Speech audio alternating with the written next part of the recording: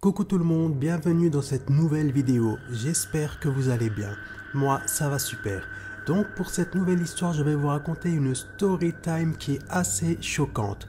Mais juste avant de commencer la vidéo, n'oubliez pas de liker cette vidéo et de vous abonner à ma chaîne car cela me donnera de la force. Merci à vous.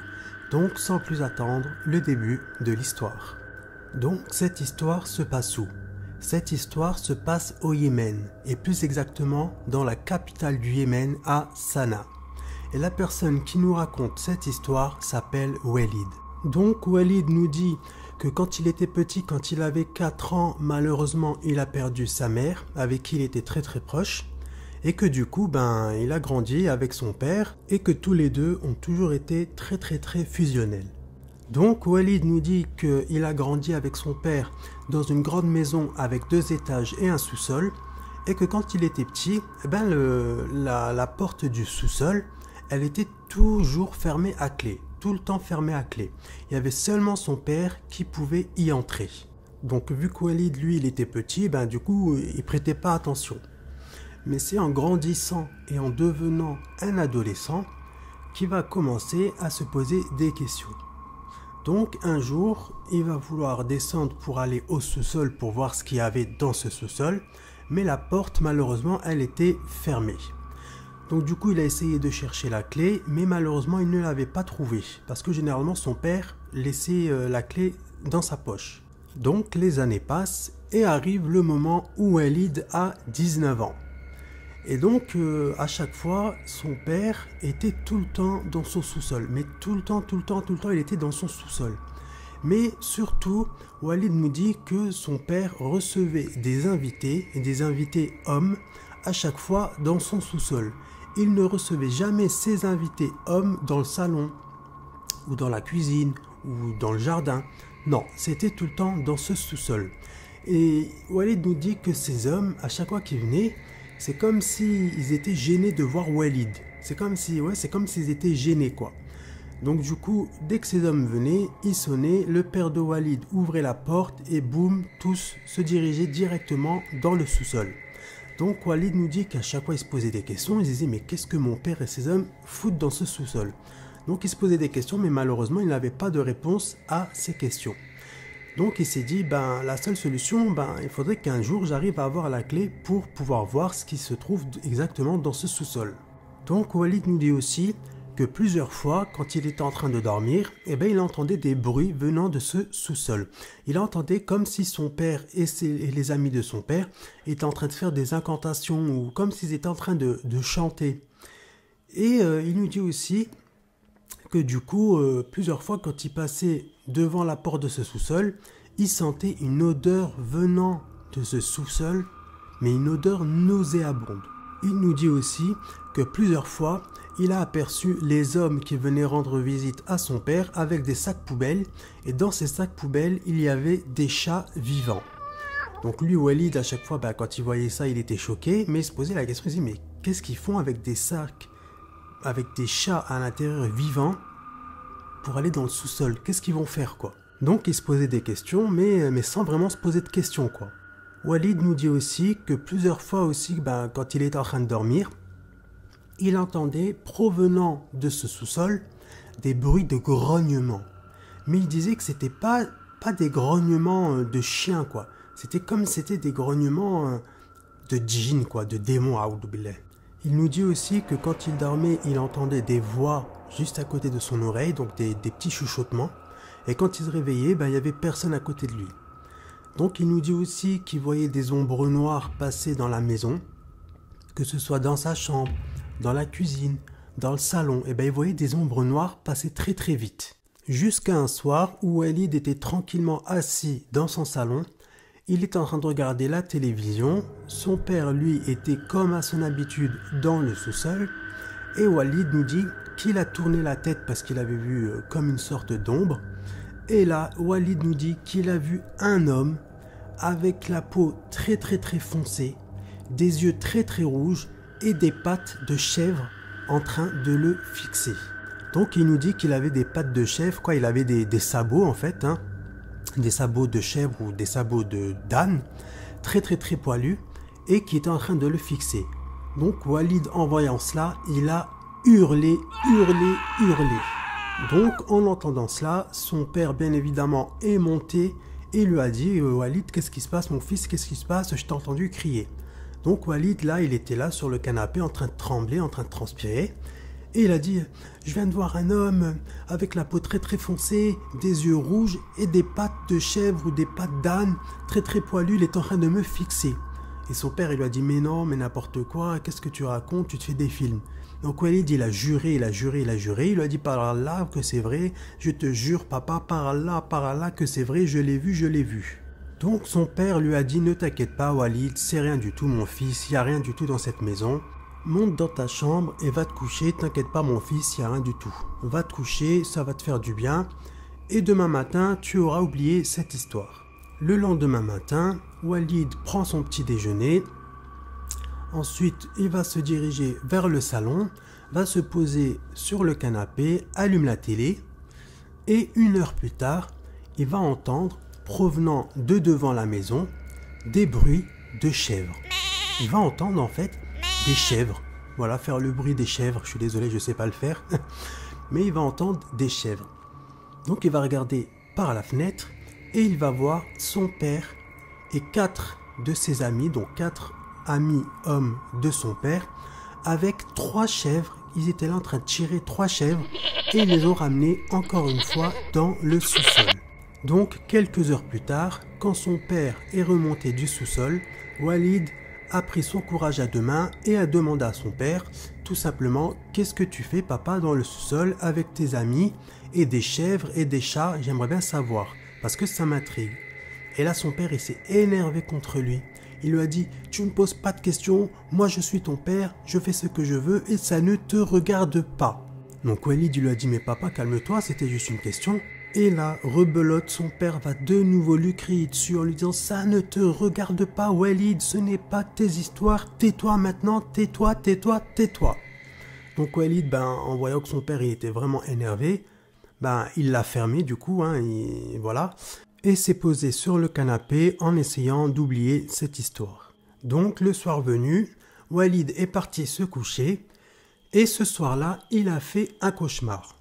Et dans ce cauchemar-là, il a rêvé de quoi? Il a rêvé de plusieurs hommes, des djinns, des démons qui faisaient flipper, avec des têtes flippantes, des jambes et des sabots d'âne ou de cheval, de chevaux, qui étaient en train de lui crier dessus et de le frapper, en lui disant « Ça ne te regarde pas, ça ne te regarde pas, mêle-toi de tes histoires, mêle-toi de tes histoires. » Et ils étaient en train de le frapper, de le frapper, de le frapper. Et là, Walid s'est réveillé en sursaut parce qu'il a eu peur, bien évidemment, de ce cauchemar.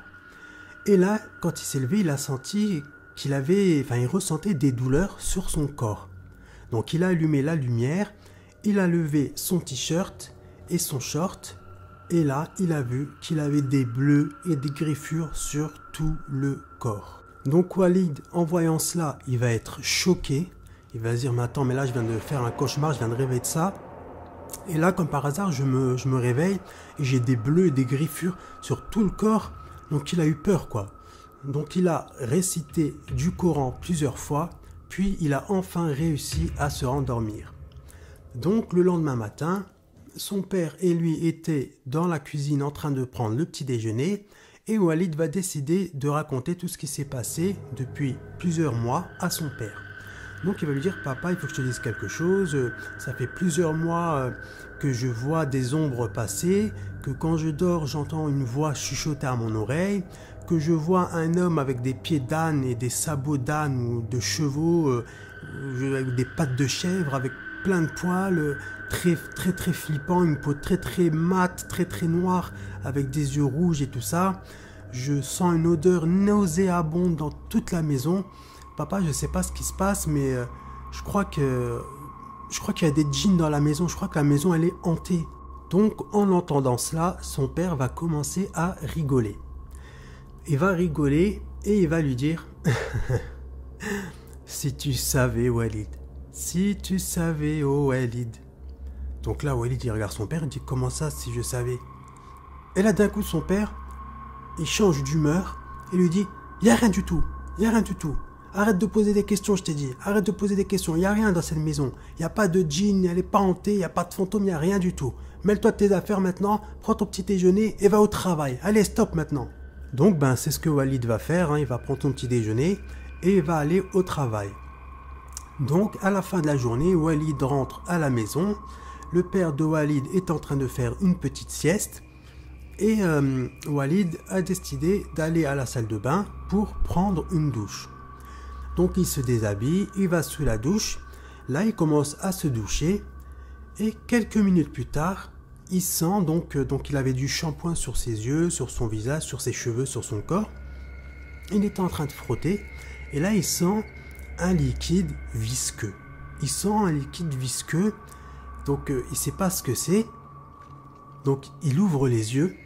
Et là, il voit que sur son corps, il avait plein de sang. Et l'eau qui coulait, c'était plus de l'eau, mais c'était du sang. Donc en voyant ça, Walid, il a commencé à crier. Il a crié de toutes ses forces. Il a dit « A'oudou billah min shaitanir rajim, A'oudou billah, A'oudou billah, A'oudou billah » Il était en état de choc. Et là, son père, il l'a entendu. Donc, son père, il est venu. Donc, il a toqué à la porte de la salle de bain. Walid, qu'est-ce qui se passe? Walid, ouvre la porte, ouvre la porte. Il cognait de toutes ses forces. Et là, Walid, il criait. Et là, son père, il a toqué. Ouvre la porte, Walid, ouvre la porte. Et là, Walid, il a réussi à reprendre ses esprits. Il a vite mis le peignoir. Il a ouvert la porte. Il est parti en courant. Et son père, il lui a dit, Walid, qu'est-ce qui se passe? Et il lui a raconté, il lui a dit, j'étais en train de me doucher. Et à un moment, j'ai senti un liquide visqueux. J'ai ouvert les yeux et sur mon corps, il y avait plein de sang. Et à la place de l'eau qui coulait, c'était du sang. Donc le père de Walid va lui dire, mais qu'est-ce que tu racontes, Walid, encore une fois? C'est impossible. Il lui a dit, va voir, papa, va voir, je te jure, papa, c'est la vérité. Va voir, regarde mon corps. Et là, son père, il regarde son corps et il lui dit, mais t'as rien? T'as juste de la mousse encore, t'as juste un peu de shampoing sur ton corps, enfin de gel douche sur ton corps et de shampoing sur tes cheveux, mais t'as pas de sang, t'as rien. Et là, Walid dit, mais si, regarde, va voir dans la salle de bain, va voir. Donc son père va dans la salle de bain, Walid le suit, et son père, il lui dit, mais regarde Walid, il n'y a rien du tout, c'est que de l'eau là qui coule. Et là, Walid, il regarde, et effectivement, c'était que de l'eau qui est en train de couler, et il y avait 0 goutte de sang dans la douche. Donc, après tout ça, le père de Walid va lui préparer une tisane à la camomille, et quelques heures plus tard, Walid va s'endormir dans sa chambre tranquillement en essayant d'oublier tout ce qui s'est passé. Donc, il était en train de dormir et il va se réveiller. Il va se réveiller parce qu'il entendait des chats miauler et il entendait des chèvres. Il entendait aussi des chèvres. Donc lui, il pensait qu'il était encore en train de rêver. Mais sauf qu'il entendait de nouveau des chèvres et des chats qui étaient en train de miauler. Donc il a ouvert les yeux, il regarde autour de lui dans sa chambre. Il n'y avait rien du tout. Mais sauf que Walid, lui, il entendait ces chats miauler et ces chèvres. Donc il a décidé de faire un tour dans la maison. Et il entendait toujours ces bruits-là. Donc il va dans la salle de bain, il n'y avait rien. Il va dans la chambre d'amis, il n'y avait rien. Il ouvre délicatement la porte de la chambre de son père, il n'y avait rien. Il va dans le salon, il n'y avait rien. Dans la cuisine, il n'y avait rien. Et là, il va entendre de nouveau des chats miauler et des chèvres. Et il va entendre que ça venait en fait du sous-sol. Donc, il va coller son oreille contre la porte du sous-sol, du coup. Et il va entendre miaou, miaou, miaou. Des chats miauler et des chats miauler de plus en plus fort. Il va aussi entendre le bruit des chèvres de plus en plus fort. Donc Walid, premier réflexe, il va essayer d'ouvrir la porte, mais malheureusement pour lui, elle était fermée. Donc du coup, il va retourner dans sa chambre, il va rester pendant à peu près 1h30, 2 heures assis sur sa chambre en train de penser et de se dire mais c'est quoi ce bordel en fait? Qu'est-ce qu'elles foutent là en fait ces chèvres? Qu'est-ce qu'ils foutent là ces chats en fait? Et finalement, il va réciter du Coran, réciter, et il va réussir à s'endormir. Donc le lendemain matin, au petit déjeuner, Walid va dire à son père, va lui poser directement la question. Papa, cette nuit, t'as pas entendu des chats miauler, t'as pas aussi entendu des bruits de chèvres? Son père il lui dit, mais non, pas du tout, j'ai rien entendu. Il lui dit, pourquoi? Et là, Walid, il voulait pas lui dire, parce que j'ai entendu, voilà, parce qu'il savait très bien qu'il allait se faire disputer encore une fois, le pauvre. Et elle lui dit, non, non, rien, rien, juste comme ça, c'est tout, comme ça. Donc ce jour-là, Walid ne travaillait pas. Donc son père, lui, est parti donc, à l'extérieur pour faire 2-3 courses. Tandis que Walid s'est mis sur le canapé, comme à son habitude. Quand il ne travaillait pas, il se met toujours sur le canapé et allumait la télévision. Donc il a commencé à regarder la télévision.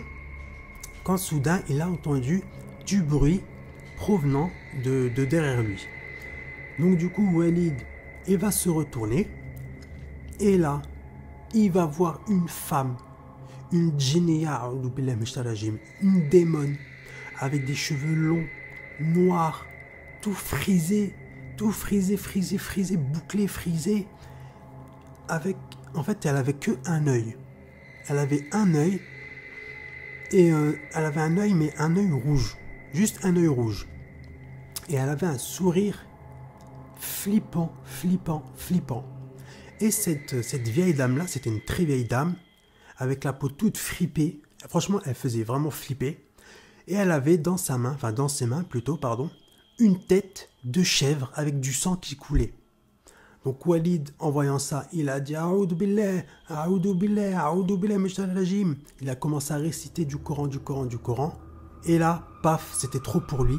Donc plus il récitait, plus elle criait, elle rigolait, elle criait, puis elle rigolait, elle criait, puis elle rigolait.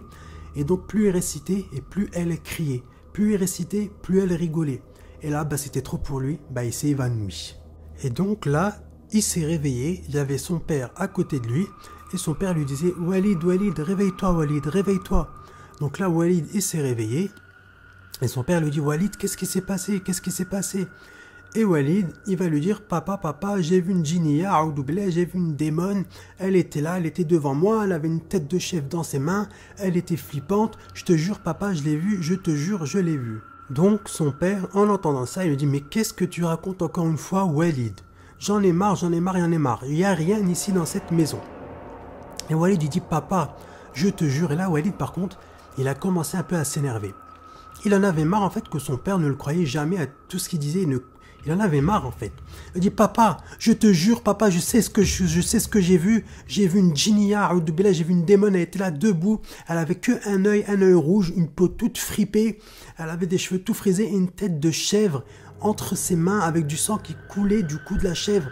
Je te jure, papa, je l'ai vu, je te jure, il faut que tu me crois. » Et là, son père va lui dire « Mais non, Walid, il n'y a rien, t'inquiète pas, il n'y a rien, Walid, il n'y a rien dans cette maison. » Et là, Walid lui dit « Mais qu'est-ce qu'il y a, papa? J'ai l'impression que tu me caches quelque chose. J'ai l'impression que tu sais qu'il y a des choses, mais que tu me dis rien. » Et là, son père, il était un peu gêné, comme s'il ne savait pas quoi dire, en fait. En fait, il ne savait pas quoi dire. Puis, il va lui dire « Mais non, Walid, t'inquiète pas, il n'y a rien dans cette maison. Je te cache rien du tout, mon fils. T'inquiète pas, il n'y a rien du tout. C'est promis. » Donc là, Walid, il en a eu marre. Donc, il a dit à son père « Écoute, papa, je vais aller chez Toufik. » Donc, Toufik, c'est le meilleur ami de Walid. Il a dit, écoute papa, je vais aller chez Toufik, je prends mes affaires et je vais rester 2-3 jours chez lui, ça me fera du bien. Il faut que je m'éloigne de cette maison, là je crois que je suis en train de perdre la tête, ou pas du tout, je sais pas ce qui se passe, mais c'est bizarre et je sais ce que je dis, donc il faut que je parte de cette maison de quelques jours en fait. Donc son père, on voit que son fils il insiste, donc il va lui dire ok, pas de problème. Donc Walid il prend ses affaires et va chez Toufik, son meilleur ami. Donc Walid va chez son meilleur ami Toufik. Et pendant ces 3 jours-là, il ne va rien se passer. Il va rien se passer, il va dormir comme un bébé. Il va être apaisé, il va se sentir bien, comme si rien ne s'était jamais passé. Donc les 3 jours se terminent et Walid retourne chez lui. Donc Walid arrive chez lui, son père était dans le salon, donc son père le salue. Il dit alors, est-ce que ça s'est bien passé? Walid dit oui, ça s'est bien passé. Et son père lui dit alors, t'as entendu des choses, t'as vu des choses chez Toufik? Walid il dit non, il s'est rien passé, alhamdoulilah, il n'y a rien eu. Et là son père lui dit t'inquiète pas, il va rien se passer ici, il n'y a rien du tout. T'inquiète pas Walid, t'inquiète pas. Donc Walid il va lui dire ben Inch'Allah, j'espère qu'il va rien se passer, mais j'appréhende. Donc la journée passe et le soir arrive. Walid se met dans sa chambre, commence à s'endormir, puis va s'endormir pendant à peu près 2-3 heures. Donc il s'était endormi très très tard. Et vers 2-3 heures du matin, Walid va se réveiller. Il va se réveiller pourquoi? Et bien tout simplement parce qu'il va entendre encore une fois son père et les amis de son père qui étaient dans le sous-sol faire des incantations. Et ils étaient en train de réciter ou de chanter ou les deux en même temps. Donc là, c'était trop pour lui. Donc là, il va décider de descendre les escaliers. Il va tendre son oreille, il va la coller sur la porte du sous-sol. Et il va entendre son père et les amis de son père en train de faire des incantations. Il nous dit que c'était des incantations dans une autre langue, une langue qu'il ne connaissait pas. Donc il était là en train d'entendre ces hommes ainsi que son père faire ces incantations-là, et il entendait des chèvres, ces fameuses chèvres. Et d'un coup, plus rien. Il n'entendait plus ces chèvres. Et boum, il n'entendait plus rien, plus d'incantations, plus de bruit de chèvres, plus rien du tout. Donc là, il a pris peur, il a vite monté les escaliers et il est retourné dans sa chambre. Il s'est mis en boule sous sa couette et s'est dit mais qu'est-ce qui se passe? Qu'est-ce qui se passe dans ce sous-sol? C'est trop flippant. Mon père a fait des incantations avec ses amis, je ne sais pas ce qui se passe. Mais là c'est trop. Il va falloir que je découvre ce qui se passe exactement dans ce sous-sol. Et très prochainement, je vais essayer de trouver un moyen, ou même je vais essayer d'avoir la clé que mon père a toujours sur lui, afin que je puisse enfin rentrer dans cette cave, dans ce sous-sol, et voir ce qui s'y passe enfin. Donc le plan de Walid pour avoir la clé a commencé. Donc il essayait de voir si son père posait pas la clé sur la table, ou sur la table de chevet, ou sur le buffet, etc., etc. Mais malheureusement, son père, il l'avait toujours dans sa poche. Donc, il a attendu que son père dorme pour pouvoir essayer de voir si elle était dans la poche de son pantalon. Donc, il rentre discrètement dans la chambre de son père. Donc, il ouvre la porte discrètement, sauf que cette porte, elle grince. Donc là, il s'est arrêté. Il a essayé de voir si son père ne s'était pas réveillé. Et il a vu que son père, il continuait de dormir. Donc, il est rentré. Il a fouillé dans les poches du pantalon de son père, mais malheureusement, il n'a pas trouvé la clé. Donc il ne savait pas où cette clé était. Peut-être qu'elle était dans la poche du pyjama de son père ou je ne sais pas. Mais malheureusement, il n'avait pas trouvé cette clé. Ce n'est que un mois après ça, que son père va, par magie, je ne sais pas comment, va se changer en fait parce qu'il devait sortir, son père devait se sortir pour aller en ville, pour faire quelques courses. Donc il s'est changé. Donc il a laissé son pantalon, donc du coup dans sa chambre, et son père ensuite il est parti. Donc là Walid il s'est dit bon je vais vérifier, hein, ça se trouve elle y est, mais je pense pas quoi, parce que ça fait un mois que je cherche, et elle est jamais dans sa poche, il l'a toujours avec lui quoi. Même quand il dort, elle est dans sa poche à lui quoi, dans son pyjama quoi. Donc il va quand même regarder comme ça, juste pour voir. Et là, il fouille dans la poche et il trouve enfin la clé du sous-sol. Donc là, Walid, il était content d'avoir enfin trouvé la clé du sous-sol. Mais il avait peur et en même temps, il avait une appréhension de ce qu'il allait voir et trouver dans ce sous-sol. Donc Walid descend vite les escaliers, il met la clé dans la serrure, tourne cette clé, ouvre la porte du sous-sol, porte qui grince, et là il y avait une odeur nauséabonde, tellement dégoûtante, une odeur mais tellement répugnante qu'il a failli vomir. Walid nous dit que cette odeur-là, il l'a décrit comme s'il y avait des choses qui étaient en train de pourrir depuis des années dans ce sous-sol. Et il nous dit que ça puait tellement qu'il allait dégueuler, quoi. Il allait vomir, c'était trop pour lui, quoi. Donc là, il allume la lumière, il descend les marches du sous-sol, et là, vision d'horreur. Donc là, Walid nous dit qu'il a vu sur le sol un grand pentagramme rouge. Donc un pentagramme, pour ceux qui ne savent pas ce que C'est, vous savez, l'étoile, le symbole du diable en fait. Vous savez, l'étoile comme ça en rouge, peinte en rouge comme ça. Donc c'est ça en fait un pentagramme. Donc il y avait un grand pentagramme sur le sol. Il y avait des couteaux avec plein de sang sur les couteaux. Il y avait accroché sur les murs des têtes de chèvres avec du sang qui coulait. Il y avait des têtes de chèvres qui étaient à moitié en décomposition. Il y avait des chats qui étaient découpés, massacrés. Il y avait dans un seau, il y avait un seau avec plein de sang et des têtes de chats dedans. Il y avait des pattes de chèvre dedans. Il a vu des choses horribles. Il a vu un grimoire, en fait, un livre satanique en plein milieu, comme sur un bureau, comme ça, une sorte de bureau. Il y avait un grimoire, en fait, un livre satanique. Il y avait des os, des squelettes d'animaux. Il y avait des bougies noires, des bougies rouges. Il y avait des bougies noires et rouges tout autour du pentagramme. Il y avait plein de choses choquantes.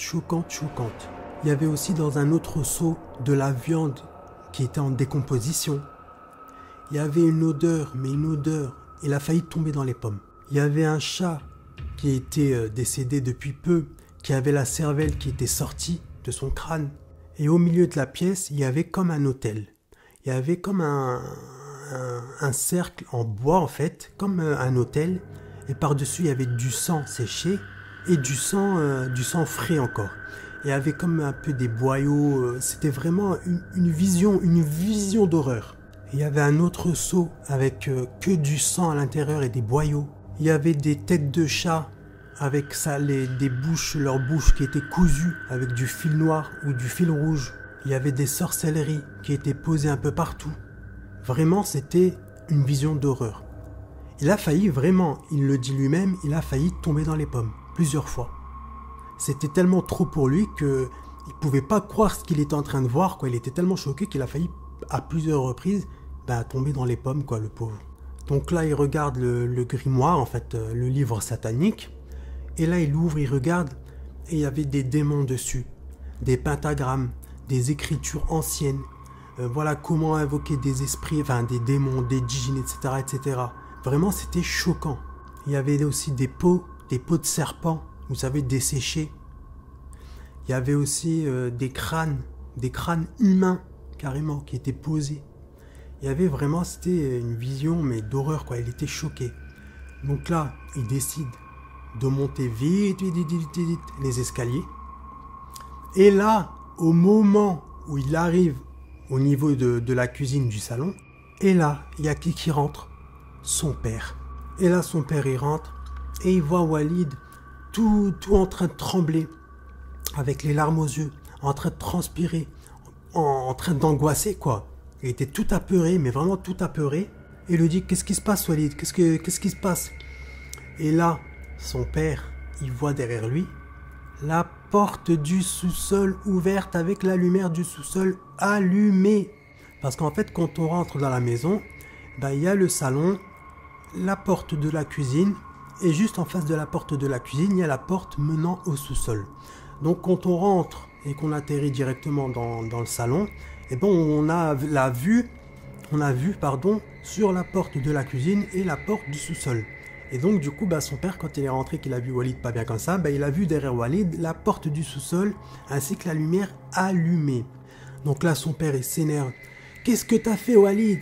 Qu'est-ce que t'as fait? Je t'ai dit de jamais rentrer. Je t'ai dit jamais de rentrer dans le sous-sol. Je t'ai dit, où est-ce que t'as eu la clé? Comment t'as fait pour rentrer ?» Et là, il lui dit, Walid, il commence à s'énerver. « J'ai trouvé la clé dans ton pantalon. C'est quoi ça? Qu'est-ce que tu fais, papa? Qu'est-ce que tu fais? J'ai vu tout ce qu'il y avait dans le sous-sol. C'est quoi ça, papa? C'est quoi? Et là, ils commencent à se disputer tous les deux. Ils se disputent. Le père de Walid qui crie sur Walid et qui dit mais pourquoi t'es rentré? T'aurais jamais dû rentrer. Je t'ai dit de jamais rentrer, c'est mon endroit à moi ça. T'as pas le droit d'y rentrer, t'as pas le droit. Et Walid qui lui dit mais je m'en fous, c'est quoi ça papa? Qu'est-ce que tu fais dans ce sous-sol? Qu'est-ce que tu fais? J'ai vu, t'as des livres de djinns, il y a des têtes d'animaux, il y a du sang partout, il y a plein de choses bizarres. Qu'est-ce que tu fais? En fait t'invoques les djinns, t'invoques les démons en fait, c'est ça papa, c'est ça que tu fais avec tes amis, hein. Vous faites ça, c'est pour ça qu'il se passe des trucs bizarres dans la maison. Et là, Walid va dire raconte-moi, dis-moi ce qui se passe papa, dis-moi ce qui se passe, parce que là je vais partir, dis-moi ce qui se passe, je vais voir la police, Donc Walid lui dit dis-moi ce qui se passe ou je vais voir la police tout de suite. Donc là, le père, il a pris peur, bien évidemment. Il voulait pas qu'il aille voir la police. Donc il lui dit d'accord Walid, je vais te raconter. Viens, va dans le salon, viens on va s'installer sur le canapé, je vais te raconter. Donc tous les deux, ils se dirigent en direction du canapé, ils s'installent, et là le père de Walid va tout lui raconter. Donc là, le père de Walid va tout lui dire. Walid va dire qu'est-ce que tu fais, qu'est-ce qui se passe, qu'est-ce que vous faites avec toi et tes amis dans le sous-sol, vous invoquez les djinns, vous faites des sacrifices, vous faites quoi?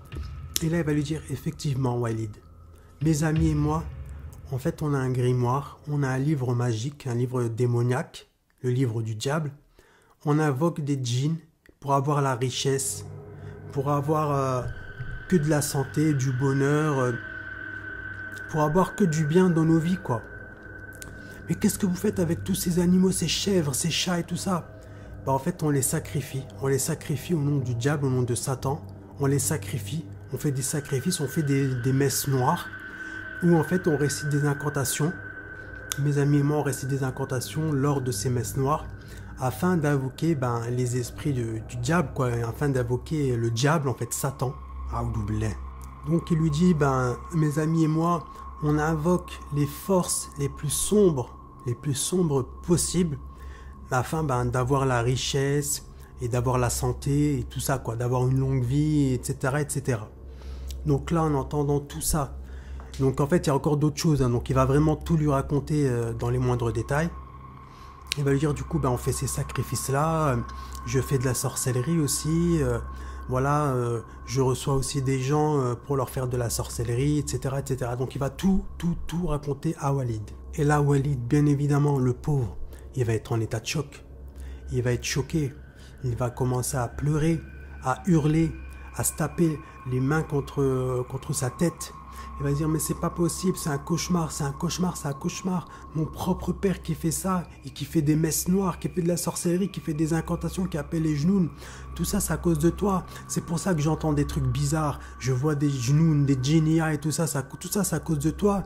Et depuis le début, tu me disais que tout ça, en fait, qu'il n'y avait rien dans la maison, que ça n'existait pas, tout ça. Alors qu'en fait, depuis le début, tu savais très bien que tout ça, ça venait en fait à cause de toi.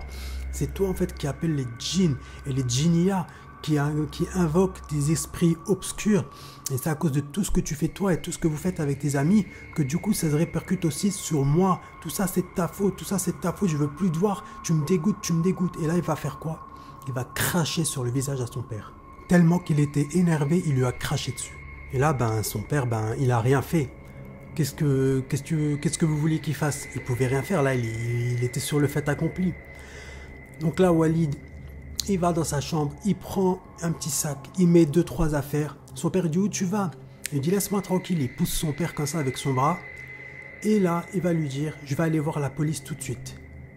Donc Walid, il va voir la police et il raconte tout à la police. Tout ce qu'il a vu, tout ce que son père il lui a dit et tout ce qui était dans la maison. Il raconte tout à la police. Donc quand la police arrive, donc ils arrivent avec Walid. Walid les fait rentrer dans la maison et leur montre le sous-sol. Donc les flics, les gendarmes, ils étaient choqués de ce qu'ils avaient vu. Tu m'étonnes.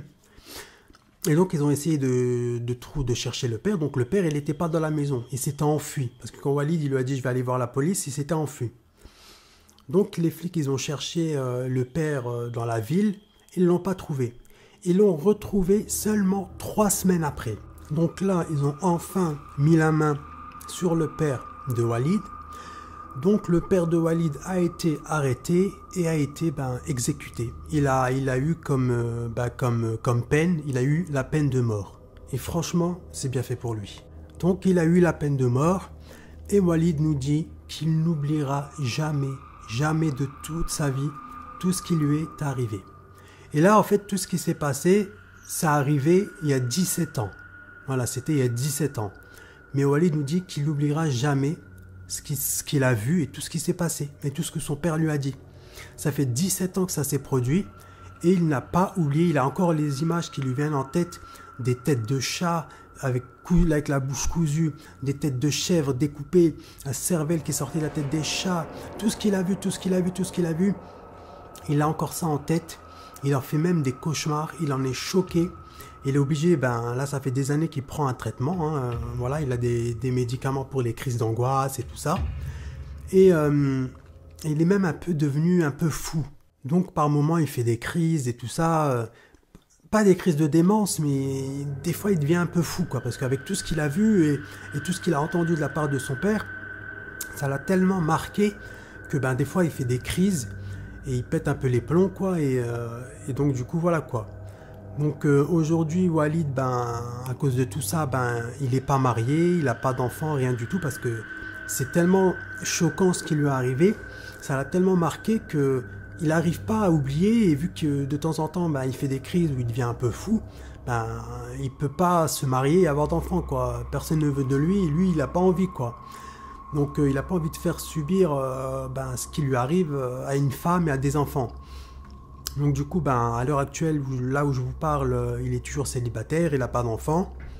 Il vit toujours au Yémen, mais par contre, il a déménagé dans une autre ville très très loin de Sanaa. Et donc voilà. Donc il nous dit qu'il est choqué et que ça le marquera à vie et qu'il en est marqué et qu'il ne souhaite à personne, mais vraiment à personne, ce qu'il a vécu.